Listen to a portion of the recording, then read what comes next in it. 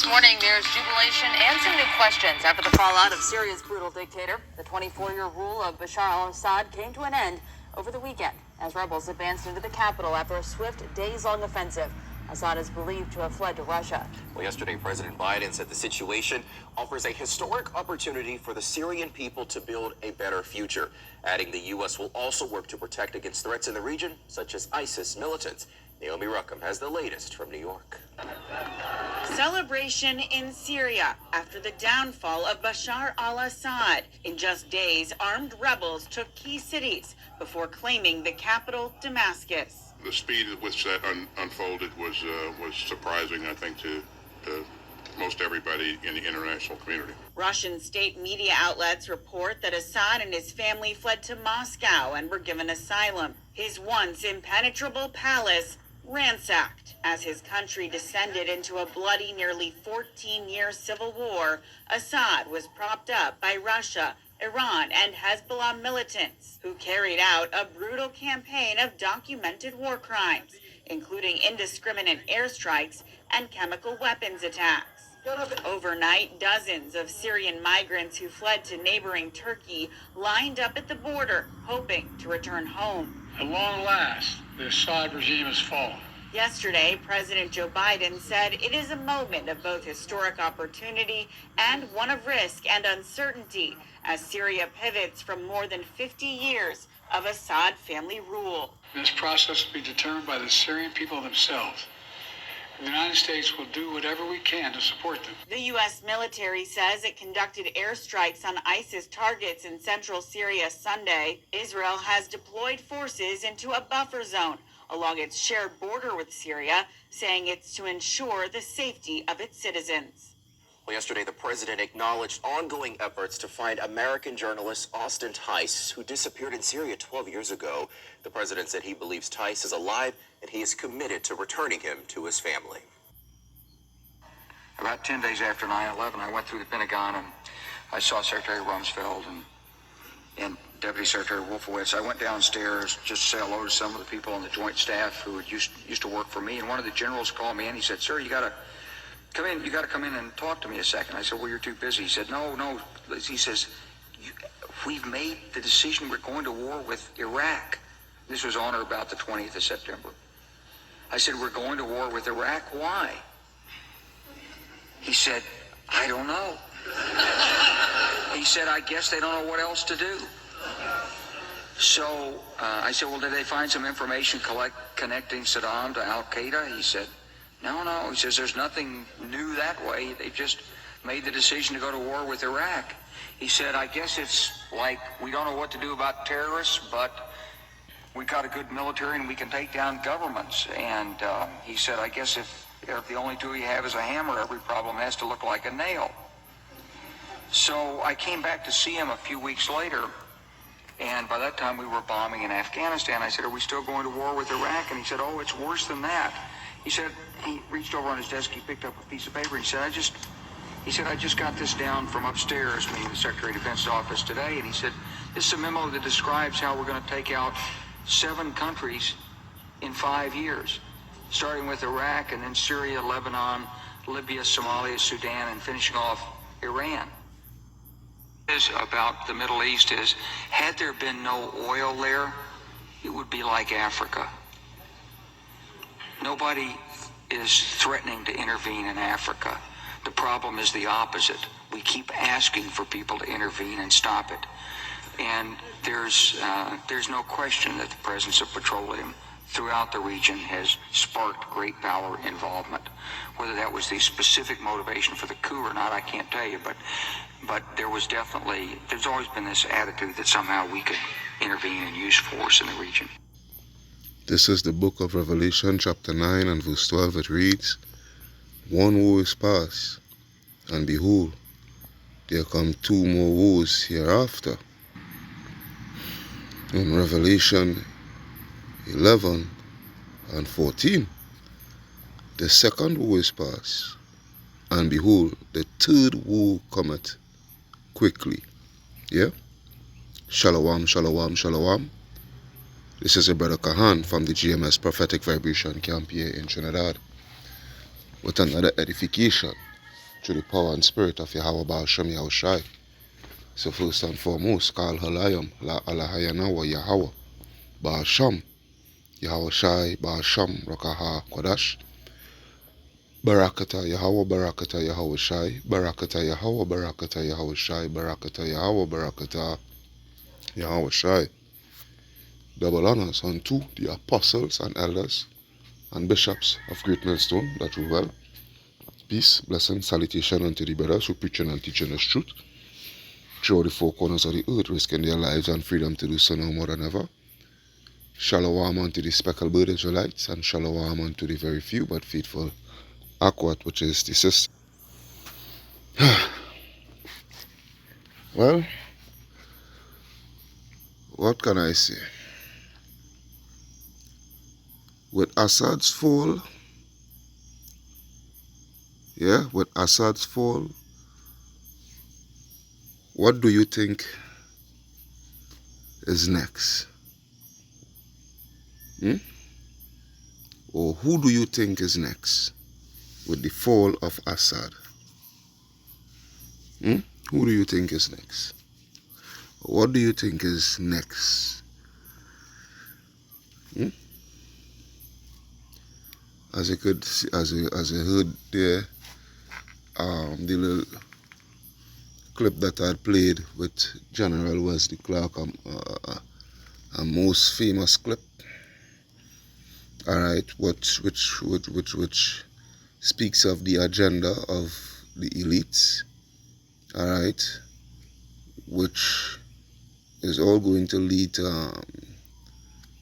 to solidifying the new world order and what have you, so forth, and also in support of these Amalekites and their greater Israel project and what have you, so forth. You know, list of these 7 countries, alright, that they had intent to take down, in which they were successful. Alright, they were successful at 5. The 6th one, which was Syria, it took a while. It took a 12 to 13 year toiling, so to speak, of war being raged. All right, but what? Assad is finally down, right? Assad is finally down. So the 7th, who do you think is the 7th? And who do you think? It's Iran. And now with Assad out of the way, Babylon the Great is more emboldened now to go at Iran. Now you're going to see the scriptures such as, and I'm just moving through the spirit with this. I haven't got any scriptures written down. It was Jeremiah 49, I think. I'm going to start from one and just scroll through. Let me see.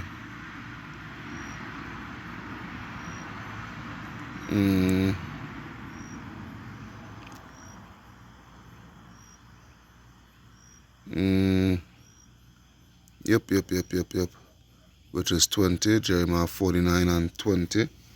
Alright, where it reads, "Therefore, hear the counsel of the Lord, that he had taken against Edom, and its purposes that he had taken against the inhabitants of Teman." Alright, these Edomites.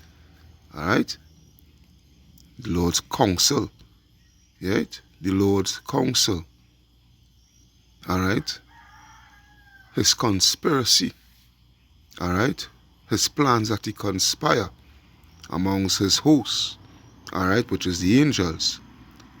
It says, "Surely the least of the flock shall draw them out. Surely he shall make their habitations desolate with them." Alright? This is what it is. Who is the least of the flock? Amalek. Those so-called Jews. Alright? Those JOOs. All right, this is the situation here. So now with Assad out of the way, they are even more. They are going to be more emboldened, more brazen in going out against Iran. All right, because Iran, remember, Iran, they sort of semi-democratic in a way, in the sense of they have elections and whatnot, so forth. But all in all, they have a supreme leader, the Ayatollah. All right, and they are hell bent on toppling that Ayatollah that Ayatollah reign. All right, over Iran. All right, this is what it is, so that they could get hold of the energy, the natural resources and what have you. Because that's basically what it is about, and there's a big thing within the plans of this new world order. All right, there is a major component within the plan, within this new world order, in getting control over the natural resources of these countries that they intend to topple. All right. So it says here, verse 21, the earth is moved at the noise of their fall, at the cry, the noise thereof was heard in the Red Sea. Behold, he shall come up and flee as an eagle, and spread his wings over Basra. And at that day shall the heart of the mighty men of Edom be as the heart of a woman in her pangs. All right, because you see, I would say this, right? Because I was thinking just thinking as a man, in the sense of, is not literally so to say this is exactly what is going to happen and whatnot, but just thinking aloud within myself, I was of the notion that um I was of the notion that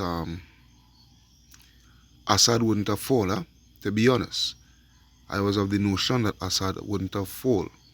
All right, the Syrian, the Assad would have full his power and what have you, so forth, and this and that and the other. But hey, this is not about what we think. This is all about Yahweh Ba'ashem Yahushai and his works, his plan, his strategies, his everything,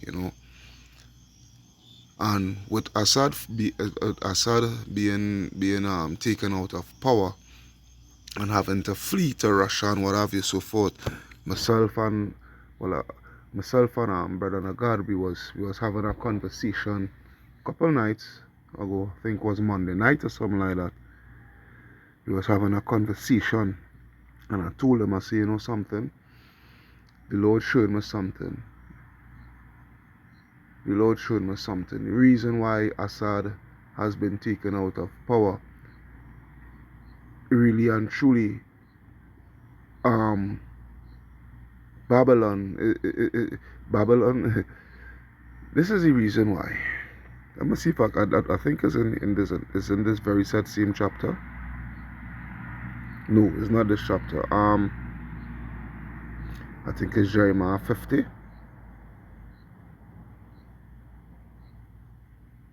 Yep, Jeremiah 50 and 24.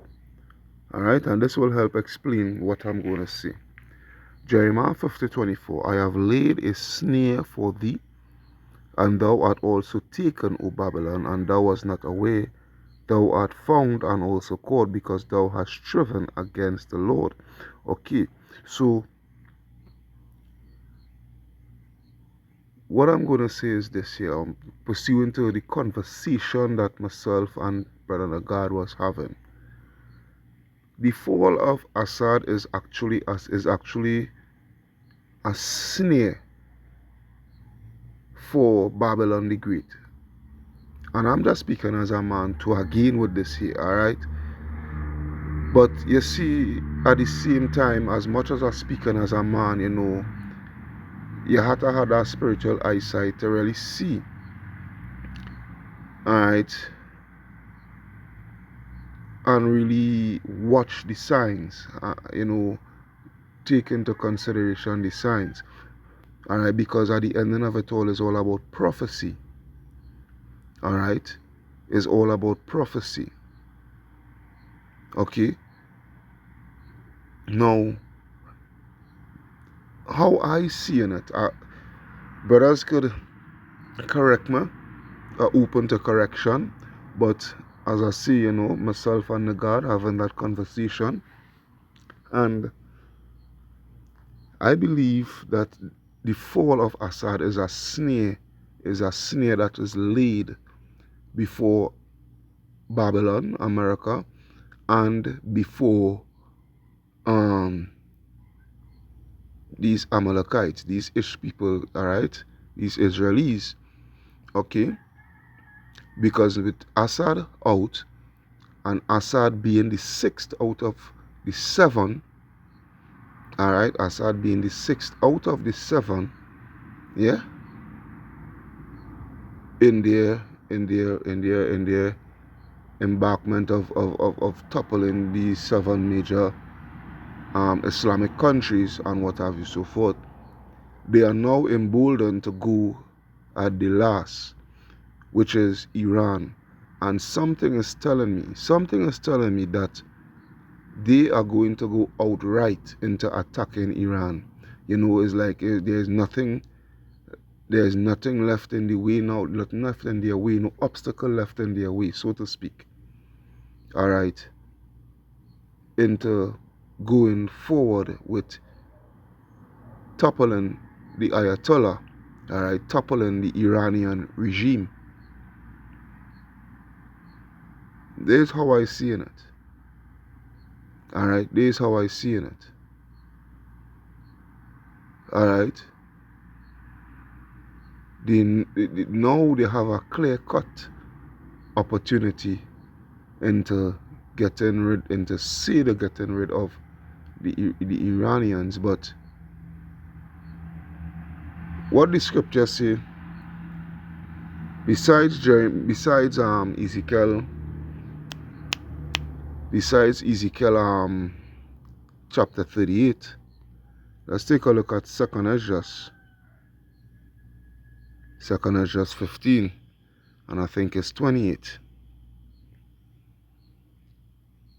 Right, 2nd Esdras 15 and 28, where it reads, "Behold, an horrible vision, and the appearance thereof from the east, where the nations of the dragons of Arabia shall come out with many chariots, alright, and the multitude of them shall be carried as the wind upon earth." Alright, these Arab nations is going to band together. Alright, this is prophecy.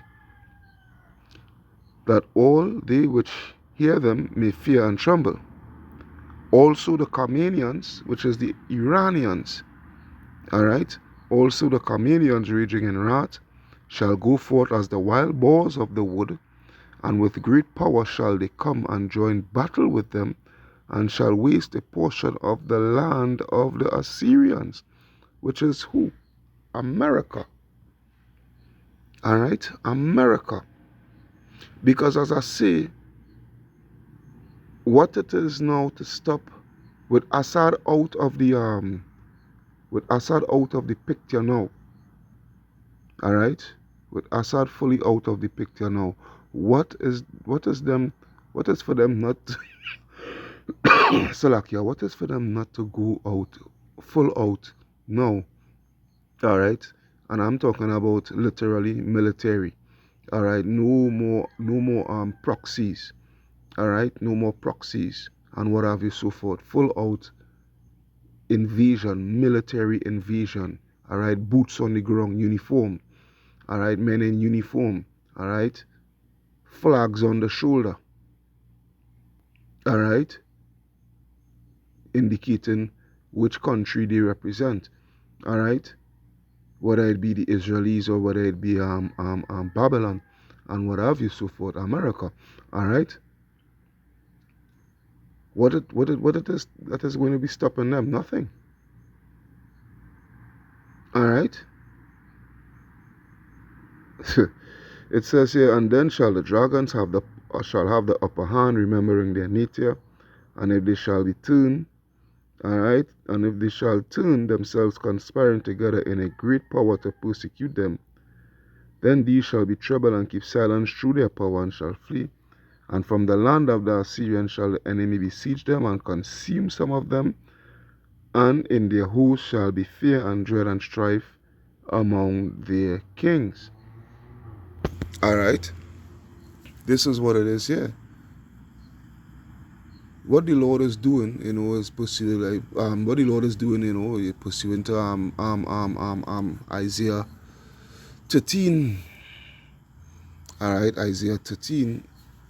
The Lord is mustering the host. Alright. The Lord is mustering the host. Because now with the toppling of Assad, alright, the Iranians is even more on edge. Alright, the Iranians is even more on edge. Also Russia too. Also Russia. Alright? Because these countries that had been toppled, alright? These countries that had been toppled during the so-called Arab Spring and what have you, so forth, Syria was the last. And a main reason why I thought that Assad wouldn't have fallen, because you have to keep a note that Russia have a military have a naval base in a military base and naval base in Syria, and that was the last military base that they had there over in the so-called Middle East. Alright, they had in Tunisia, they had a military base, I think, in Tunisia. Alright, I think they had a military base in Libya, I think. I'm not too sure. But these countries that are called Tunisia and Libya and what have you, so forth, they were part of the Arab Spring uprising, alright, where their dictatorship regime was toppled, alright, Gaddafi being with Libya, alright, whatnot, so forth. Syria was the last, because after Libya was Syria. After Syria was Yemen. Alright? After Syria was Yemen. Alright, but I think the Yemenese president, he was assassinated. Alright, he was assassinated. But Assad, Assad held on. Okay, Assad held on, and a main reason why Assad held on, because the Russians couldn't have afford for Assad to fall and they lose their military base there. Alright? This is what it is. And this is one of the main reasons why I thought, Assad wouldn't have fall, because of that military base that Russia had there. But hey, again, it's not what I think or whatever the case may be. It's all about Yahweh Ba'ashem Yahushua and his work. Alright? His will. So now the Lord have these nations on more edge.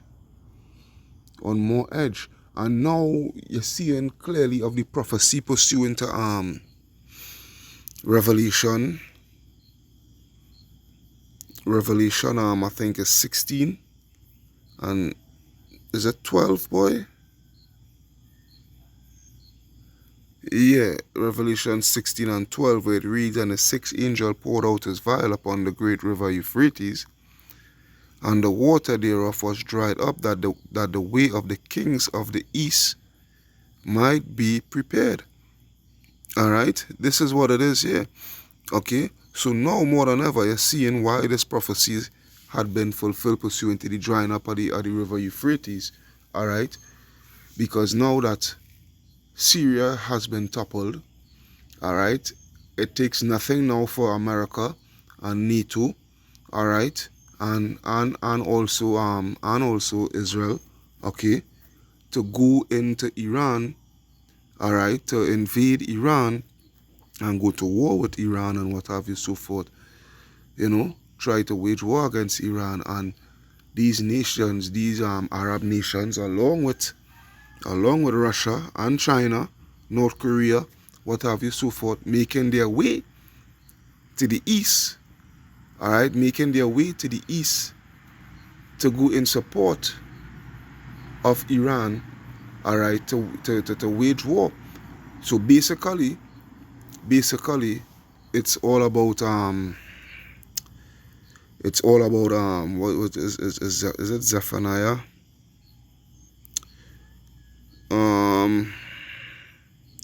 Or Zechariah, boy. Let's see. No, well then it's Zephaniah. What the hell I went so far for? Zephaniah 3 and 8. Alright. Yeah, Zephaniah 3 and 8. It reads, "Therefore wait ye upon me, saith the Lord, until the day that I rise up to the prey. For my determination is to gather the nations, that I may assemble the kingdoms, to pour upon them mine indignation, even all my fierce anger, for all the earth shall be devoured with the fire of my jealousy." Also, 2 Ezra 15 again. Yeah, 2 Ezra 15 and 20. 2 Ezra 15 and 20, where it reads, "Behold, saith the Lord, saith Yahweh Shem Shai, I will call together all the kings of the earth to reverence me, which are from the rising of the sun, from the south, from the east, and Lebanon, to turn themselves one against another, and repeat the things that they had done to them." All right? Who is the them? The Israelites. All right? So the Lord is turning all these nations towards each other for that great day. All right? For that great day. Okay? And part of the plan pursuant towards that was the fall of Assad, was the fall of Syria. When I go to Isaiah, and this is why, hey, the Bible, they could say what the hell they want. You niggas could say what the hell you all want, man. Yeah, Isaiah 17 and 1. It reads, "The burden of Damascus, yeah, behold, Damascus is taken away from being a city, it shall be a ruinous heap," man. All right? This is prophecy before your eyes. This is prophecy before your eyes. All right? This is it here. And now you have the situation now where Assad has fallen, and Israel is trying to fill that void. It's trying to fill that vacuum. All right? Because what? The Greater Israel Project. Go and research the Greater Israel Project. All right? You think the annexing of the Golan Heights back in like what, 2019? I think 2019, I believe, or 2020. What do you think that was for? All right, the annexing of the Golan Heights. What do you think that was for? So now that Assad has fallen, all right, they're gonna take more land.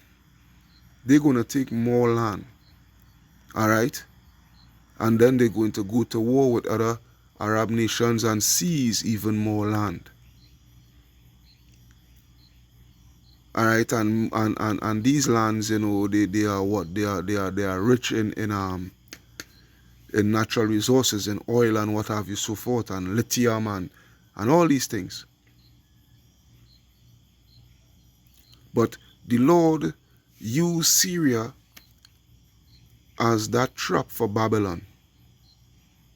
All right, the Lord used Syria as that trap for Babylon. This is what it is here. This is what it is here. That is a trap. Syria is a trap.